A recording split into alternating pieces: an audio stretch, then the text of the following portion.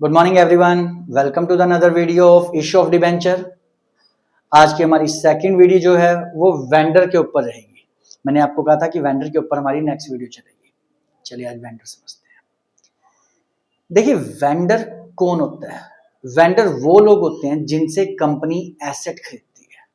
For example, मैं आपसे कोई भी एसेट खरीदता हूं तो आप वेंडर हो। मैं किसी से कोई एसेट खरीदता हूं तो वेंडर है। राम से एसेट खरीदूं तो राम वेंडर है, श्याम से एसेट खरीदूं श्याम वेंडर है, अजय से एसेट खरीदूं अजय वेंडर है, विजय से एसेट खरीदूं विजय वेंडर है। कंपनी जिनसे एसेट खरीदती है वो वेंडर होता है। सिंपल डेफिनेशन देखिए, vendor is the person, vendor वो लोग हैं फ्रॉम होम जिनसे company purchases the asset, company assets खरीदती है। आई थिंक क्लियर हो गया मीनिंग। सिंपल, दो जर्नल एंट्री पास करनी है और वेंडर का टॉपिक खत्म। एंट्री नंबर 1, मैंने आपसे जो जो एसेट खरीदी उन सब एसेट्स को डेबिट करिए। Sundry assets debit to sundry liability. अगर कोई लाइबिलिटी भी ली है तो वो क्रेडिट हो जाएगी। सर लाइबिलिटी कहां से आ गई? जब आपने डेफिनेशन में कहा है कि वेंडर वो लोग होते हैं जिनसे कंपनी एसेट्स खरीदती है, तो एसेट्स आनी चाहिए ना। लाइबिलिटी अभी मैं इसके ऊपर बात बताऊंगा, लाइबिलिटी कैसे आई है। किससे खरीदी? वेंडर से। हमें सिर्फ बेटा दो एंट्री करनी है बच्चे, दो एंट्री। पहली एंट्री में एसेट खरीदी और दूसरी एंट्री में भाई उसकी पेमेंट भी तो करनी है। तो पहली एंट्री एसेट खरीदने की, सेकंड एंट्री जो कराऊंगा बस मैं पेमेंट करूंगा उसकी। भाई आप किसी से कुछ खरीद रहे हो तो पेमेंट भी तो करोगे, तो सेकंड एंट्री में पेमेंट करेंगे, बस खत्म। यही है दो चीजें। जितनी भी एसेट्स खरीदी सबको डेबिट, कोई लाइबिलिटी है तो उसको क्रेडिट टू वेंडर। सर क्या इनका अमाउंट क्वेश्चन में गिवन होगा? बिल्कुल, आपको एसेट्स की वैल्यू क्वेश्चन में गिवन होगी, लाइबिलिटी की वैल्यू क्वेश्चन में गिवन होगी, वेंडर की जो वैल्यू है वो क्वेश्चन में एग्रीड वैल्यू या परचेज कंसिडरेशन के नाम से दी जाती है।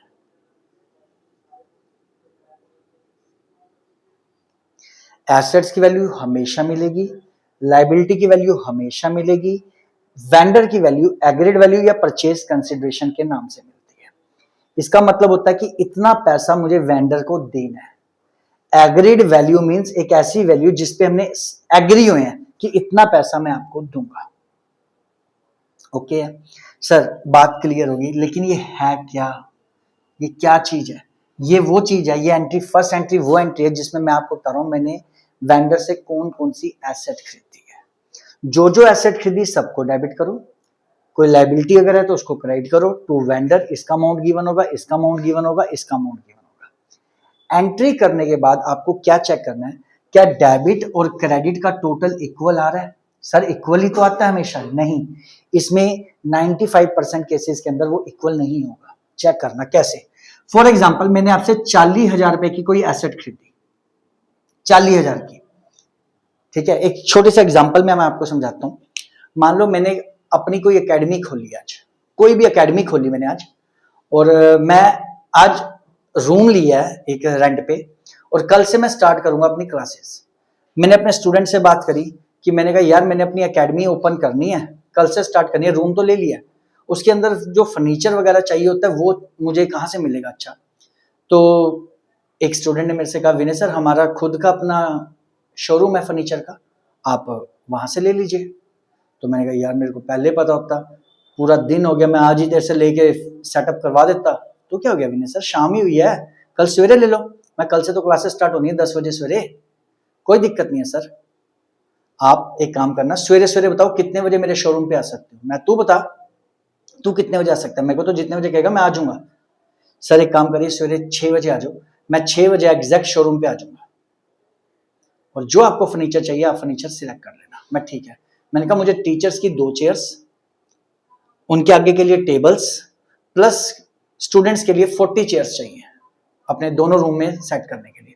कोई दिक्कत नहीं सर, आपको जो चाहिए आप कल सवेरे शोरूम पे आ जाओ। मैं ठीक है जी। अब हुआ क्या, नेक्स्ट डे मैं सवेरे 6 बजे जैसे ही पहुंचा तो शोरूम ओपन था। इसका मतलब स्टूडेंट पहले ही आके बैठा हुआ था। मैंने स्टूडेंट से मिला, मैंने कहा यार तू पहले ही आ गया। विनय सर जब आपको बोल रहा है तो मैं आऊंगा। मैं ठीक है। मेरी 2 चेयर्स, टीचर की चेयर, अच्छी चेयर होनी चाहिए सर, आपको कहना नहीं पड़ेगा, आपको पहली बारी में ही पसंद आएगी चेयर। उसने टीचर की 2 चेयर्स मंगवाई, वर्कर बुला रखे थे उसने पहले ही, 2 चेयर मेरे को लाके दी, मुझे पहली बारी में पसंद आ गई। ठीक है जी, मेरे लिए 2 टेबल्स मंगवाए, 2 टेबल्स भी पसंद आ गए, और स्टूडेंट्स की अच्छी चेयर्स 40 चेयर्स उसने वो भी मंगाई। सारी एसेट्स मैंने जब खरीद ली तो मैंने उससे पूछा, मैंने कहा यार कितने रुपए की पड़ी? सर अगर हम ये मार्केट में बेचते हैं तो 50,000 की बेचते हैं, जबकि ये हमारे को 40,000 की पड़ती है। 10,000 का प्रॉफिट है इसके अंदर, लेकिन मैं आपको 40 की ही दूंगा, आपसे 1 रुपया भी मार्जिन नहीं रखना। 40 की हमें पड़ी, 40 की ही आपकी, कोई 49, 48, 47 कुछ नहीं, जितने की आई उतने की आपको, 40,000 रुपए की सारी चीजें। मैं कमाल है यार, 1 रुपया प्रॉफिट भी नहीं सर, आपसे नहीं कमाना कुछ भी, आपसे कमा के कहाँ जाना है। मैंने कहा थैंक यू यार। अब मैंने इसको कहा मैं यार इसको लेके कैसे जाऊं? सर आपकी टेंशन नहीं है, वर्कर आए हुए हैं, टेम्पू बाहर खड़ा है, टेम्पू पे वो खुद लदवाएंगे और आपके सेंटर पे प्रॉपर सेटअप करके आएंगे। उन्होंने अकेडमीज देख रखी है कैसे सेटअप होती है, वो अच्छी तरह सेट करके आएंगे। तो प्लीज चाबी अगर आपके पास है तो दे दो। मैं ये लो, अरे आपने वो विनय सर की अकेडमी देखी है, अनमोल अकेडमी, आप प्लीज वहां चले जाओ और ये सारा सामान वहां पे सेटअप करके आना, और इस तरीके से कि लगे अकेडमी है 1 नंबर की।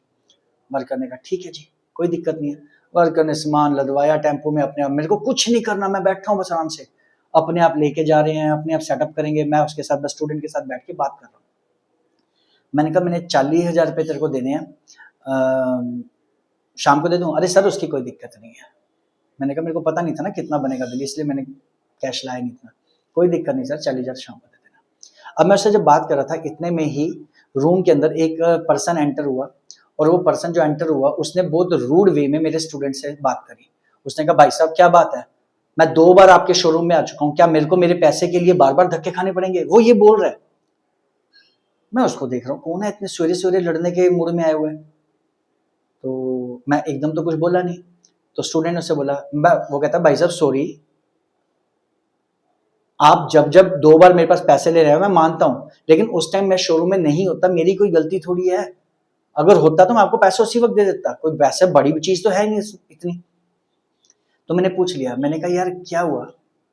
तो उसने कहा विनय सर कुछ नहीं, ये मेरा क्राइटर है, क्राइटर मीन्स जिसने मेरे से पैसे लेने हैं, मैंने इसको 10,000 रुपये देने हैं, बस कुछ मटेरियल मंगाया था तो 10,000 देने, ये आया तो होगा हमारे शोरूम में, पर मैं उस वक्त नहीं था तो पैसे दे नहीं पाए। तो वो कहता कोई बात नहीं, अब तो हो, अब दे दो। वो कहता यार सवेरे सवेरे मैं कोई कैश लेके थोड़ी आया, मैं तो सर को सामान देने आया था बस। आज आप आ जाओ, 10 बजे आ जाओ, 11 बजे आ जाओ, मैं यहीं पे हूँ, आप पैसे ले जाना। तो उसने कहा ना मैं अब दोबारा नहीं आता, कोई खेल थोड़ी है, मेरे घर तक पहुंचा देना पैसा फिर अगर। वही तो कोई बात नहीं, आपको घर तक दे देंगे सर, पैसा आज घर आ जाएगा, नाराज ना होइए। तो मैं कोई बात नहीं, 1 मिनट रुको यार, कितने रुपए देने? 10,000 ना, मैं दे दूं? सर आप दे दोगे? मैं लाया हूं 10,000 तो। सर ठीक है दे दो फिर, लो जी। मतलब उसकी लाइबिलिटी थी, पे मैं कर रहा हूं, मैंने उसको अपनी लाइबिलिटी बना लिया। तो इस कारण से कई बार ऐसा होता है जब हम कोई एसेट खरीदते हैं उसी वक्त कोई उसकी लाइबिलिटी को अपनी लाइबिलिटी बना ले तो लाइबिलिटी आ जाती है। अब आप बताओगे मैंने उसको कितने रुपए देने हैं? सर सिंपल है, आपने 40 देने थे, 10 तो आपने दे ही दिए, 30 रह गए, तो वेंडर को 30 देने हैं। तो एसेट्स की वैल्यू क्वेश्चन में गिवन थी 40,000, लाइबिलिटी की वैल्यू क्वेश्चन में गिवन थी 10,000, वेंडर की वैल्यू यहाँ 30,000 होनी चाहिए, लेकिन क्वेश्चन में एग्रीड वैल्यू कई बार ज्यादा दी होती है, कई बार कम। फॉर एग्जाम्पल कभी 28,000 दे दी तो कभी 32,000 दे दी, बनती 30 है, लेकिन क्वेश्चन में एग्रीड वैल्यू के आगे लिखा हुआ है 28,000, कभी 32,000। अगर 28,000 लिखा तो इसका मतलब मुझे इसको कम देने हैं। आपके हिसाब से मुझे अगर इसको कम देने हैं तो मुझे प्रॉफिट हुआ या लॉस हुआ? सर प्रॉफिट हुआ। इस प्रॉफिट को बोलते हैं कैपिटल प्रॉफिट। क्या बोलते हैं? Capital profit. और आपने 11th में सीखा होगा कैपिटल प्रॉफिट कैपिटल रिजर्व में जाते हैं। तो अगर मुझे कम पेमेंट करनी है तो मैं कैपिटल रिजर्व का सहारा लूंगा, और अगर मुझे ज्यादा पेमेंट करनी है तो आपके हिसाब से मुझे लॉस हुआ या प्रॉफिट? सर लॉस नहीं होता। अगर हम किसी को भी ज्यादा पेमेंट करते हैं तो हमारे को लॉस नहीं होता, हम गुडविल के कारण किसी को ज्यादा पेमेंट करते हैं। सर ये क्या बात हुई?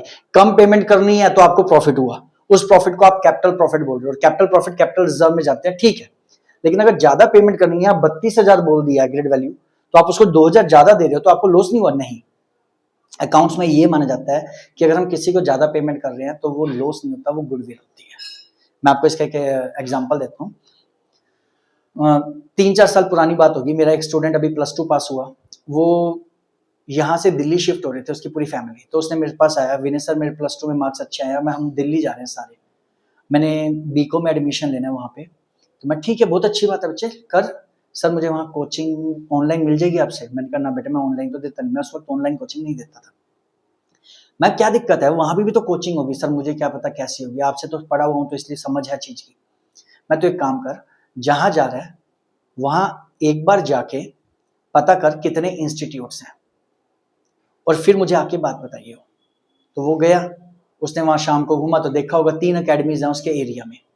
उसने मेरे को फ़ोन किया, विनय सर यहाँ 3 अकेडमीज हैं कॉमर्स की। मैं तो एक काम कर, उनसे जाके 3 चीज़ें पूछ, एक बीकॉम का बैच स्टार्ट कब हो रहा है, दूसरा फीस और तीसरा उसकी क्वालिफिकेशन। बस ये मेरे को बता, बाकी मैं बात करता हूँ तेरे से। फिर उसने पहली अकेडमी पे गया, उसने पहली अकेडमी पे बात करी तो उसने कहा भाई सर मेरे को बीकॉम की कोचिंग लेनी है, तो क्या यहाँ बीकॉम की कोचिंग मिल जाएगी? तो पहली अकेडमी वाले ने कहा बिल्कुल, 1 जुलाई से बीकॉम का बैच स्टार्ट हो रहा है, आप स्टार्ट कर सकते हो बैच। फीस रहेगी 12,000, 3 दिन की डेमो क्लास, उसके बाद हाफ फीस, फिर आधा सिलेबस होने के बाद हाफ फीस। उसने कहा सर एक चीज और पूछनी है, qualification, master in commerce MCom मैंने की हुई है। ठीक है सर थैंक यू करके वो चला गया। सेकंड अकेडमी पे गया, तब उसकी बात हुई। क्या बात हुई कि सर मेरे को बीकॉम की कोचिंग चाहिए तो क्या मिल जाएगी? उसने कहा बिल्कुल मिल जाएगी। कब से बैच शुरू होगा? सर 1 जुलाई से बैच होगा। वहां लगभग ना एक ही डेट पे बैच शुरू होते थे उस जो मुझे पता चला। तो उसने कहा सर फीस क्या रहेगी? उसने कहा 15,000। इसने 15 बताई, पहले वाले ने 12,000 बताई थी, इसने 15,000। सर कैसे देनी है? 3 दिन डेमो क्लास रहेगी, उसके बाद हाफ फीस, आधा सिलेबस होने के बाद आधी फीस। ठीक है। तीसरे में गया, सर बीकॉम के बैच, उसने कहा 1 जुलाई को बैच शुरू होंगे, ज्वाइन कर सकते हो। सर फीस कितनी रहेगी? 35,000 फीस रहेगी, 35,000, उनके डबल से भी ज्यादा। सर देनी कैसे है? एडवांस पेमेंट करनी है, उसके बाद क्लास स्टार्ट होगी, कोई डेमो क्लास नहीं यहाँ पे। सर आपकी क्वालिफिकेशन, आपने अंदर एंटर करते वक्त नेम प्लेट नहीं पड़ी, उसमें सीए लिखा हुआ था। ठीक है सर सॉरी, चला गया। उसने दोपहर को मेरे को बताई ये बात कि विनय सर ऐसी बात हुई है तीनों में। तो मैंने उसको एडवाइस किया, मैं बच्चे तीसरी जगह चला जा, तीसरी जगह ज्वाइन कर ले जो सीए है। सर उसकी फीस 35,000 है, 12,000 में भी हो रहा है, 15 में भी हो रहा है, ये तो डबल से भी बहुत ज्यादा जा रहा है, 35,000 जा रहा है। मेरे घर वाले क्या कहेंगे? मैं बच्चे ये ना देख, जो वो तेरे को ज्ञान दे देगा ना, जो वो तेरे को नॉलेज दे देगा, जो कॉमर्स की बारीकियां तेरे को वो दे देगा, वो पहले 2 नहीं दे पाएंगे, वो तेरे को सिर्फ सिलेबस कराएंगे। और बचा हुआ जो लास्ट है तीसरा, वो तेरे को बारीकियां सिखाएगा एक एक छोटी छोटी, और वो तेरे साथ एसेट्स की तरह काम करेंगे, पूरी लाइफ तेरे साथ रहेंगी वो नॉलेज। मेरी बात समझ आई? तो उसने कहा ठीक है सर। उसने मेरी बात मानी, घर में बात करी, 35,000 वाले ज्वाइन कर लिया। और अब उससे बात होती है तो वो पता है कहता है, विनय सर अकाउंट्स वगैरह से अच्छी कोई चीज नहीं है, इतनी इतनी डीप नॉलेज उसने मेरे को दी है, इतनी एक एक चीज उसने मेरे को क्लियर की है, क्यों होता है क्यों नहीं होता। मतलब सर एक खुशी हुई बड़ी। मैंने कहा अब तू क्या मानता है, जो तूने एक्सेस पेमेंट उसको करी है वो तेरे को लॉस हुआ? नहीं सर, लॉस किस चीज का है? गुडविल है उस बंदे की, तभी उसको पैसे दिए जा रहे हैं, और भीड़ है सर सबसे ज्यादा। मैं फिर अकाउंट्स में ये माना जाता है कि अगर आप किसी को कोई एक्सेस पेमेंट करते हो तो वो लॉस नहीं है, वो गुडविल है। क्लियर? चलिए, तो इसका मतलब ये है जब हम एंट्री करेंगे, पहले आपको वेंडर का मीनिंग तो समझ आ गया। जस्ट अ सेकंड नीचे,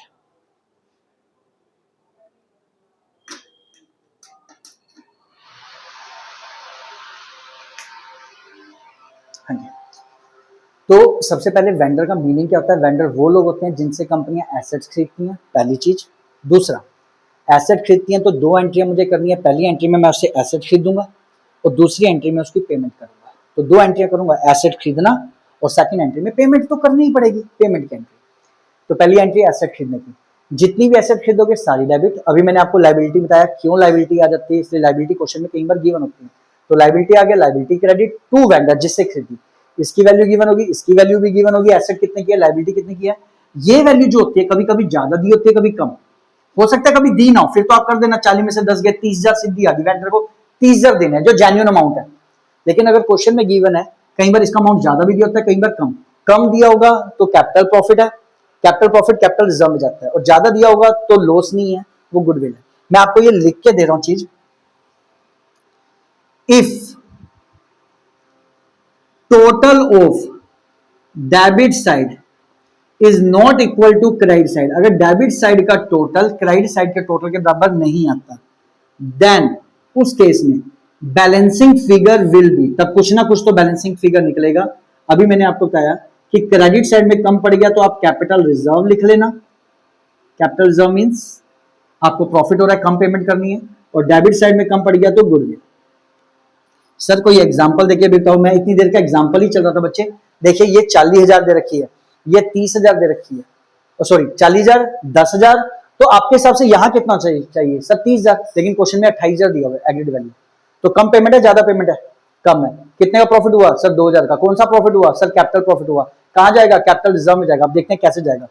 इधर 40, इधर 10 और 28, 38, किधर कम पड़ गया सर? क्रेडिट साइड में 2,000 कम पड़ गया। मैं यहाँ लिख दूंगा, क्रेडिट साइड में पड़ा ना, तो क्रेडिट साइड में लिख देना टू कैपिटल रिजर्व 2,000। तो मैंने क्रेडिट साइड में अगर पूरा करना है तो कैपिटल रिजर्व। हो सकता है यहाँ 32 दिया होता, 40, 10, 32, 32 और 10 42,000, इधर 40,000 है, तो 2,000 डेबिट में कम पड़ गया। मैं यहाँ 2,000 गुडविल के नाम से उसको पूरा करूंगा। इसका मतलब अगर इस एंट्री को करने के बाद अगर आपकी डेबिट साइड कम पड़ रही है तो आप गुडविल लिख के पूरा करोगे, क्रेडिट साइड कम पड़ रही है तो कैपिटल रिजर्व लिख के पूरा करोगे। पहली एंट्री खत्म। एंट्री नंबर 2, अब आप पेमेंट करने जा रहे हो बच्चे। Second entry, payment to vendor. Vendor को आप पेमेंट करने जा रहे हो। पेमेंट किस फॉर्म में होती है? ध्यान से सुनना, पेमेंट की फॉर्म। सर पेमेंट की फॉर्म भी होती है, बिल्कुल यार। खुद आप पेमेंट किस फॉर्म में करते हो सर? कैश में। तो पेमेंट या तो आप उसको कैश में करोगे या चेक में करोगे। चेक को कई लोग बैंक ड्राफ्ट भी बोल देते हैं, पेपर के अंदर क्वेश्चन में आ जाता है बैंक ड्राफ्ट। या बिल ऑफ एक्सचेंज से करोगे, bye accepting bill of exchange.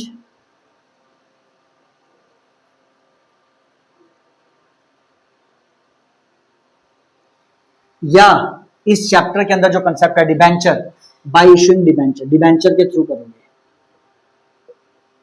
खत्म। 4 चीजों से पेमेंट है बच्चे।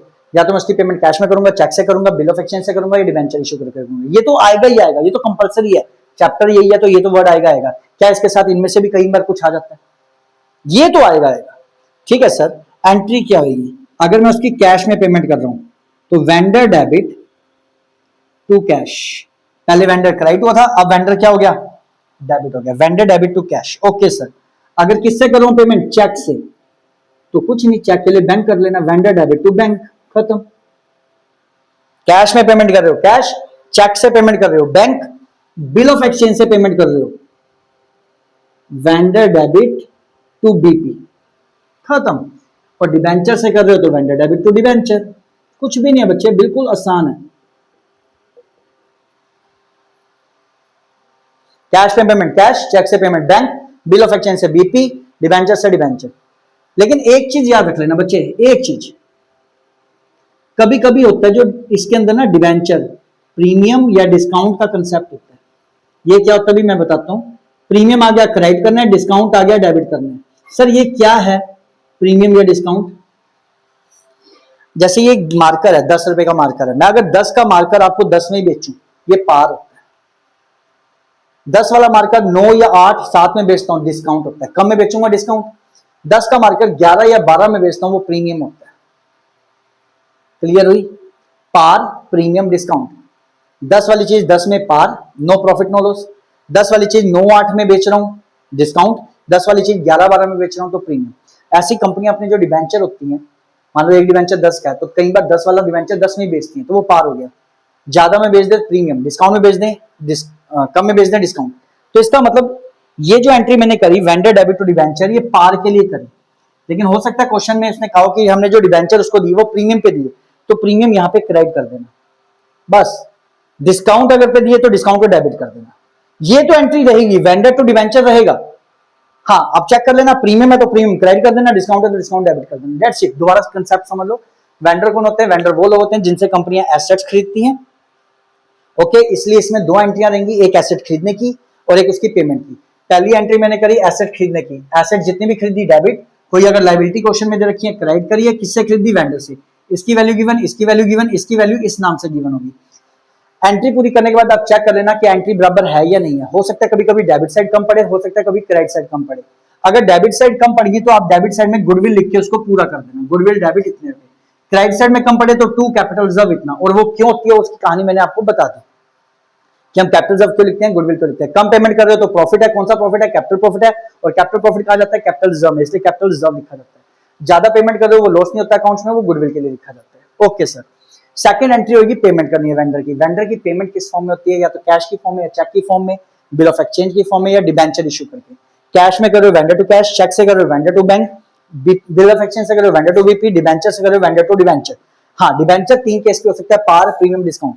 पार पे हुआ तो यही एंट्री हो जाएगी वेंडर टू डिबेंचर, प्रीमियम पे आ गया तो प्रीमियम यहाँ क्रेडिट भी हो जाएगा, डिस्काउंट आ गया तो डिस्काउंट डेबिट हो जाएगा। आई थिंक बेटे मैंने कंसेप्ट पूरा क्लियर कर दिया, इसका क्वेश्चन मैं नेक्स्ट वीडियो में कराऊंगा। आई होप आपको समझ आई होगी वीडियो। अगर आपको ये कंसेप्ट क्लियर हुआ, वीडियो पसंद आई तो प्लीज वीडियो को लाइक करना, चैनल को सब्सक्राइब करना, कमेंट करना। अगर कोई कमी लगती है तो मैं उसको इंप्रूव करूंगा, अगर धीरे पढ़ाना है तो और धीरे कर दूंगा अपनी स्पीड, आपको और कंसेप्ट क्लियर करना है तो और अच्छे तरीके से करूंगा, पर कमेंट जरूर करना। Thank you.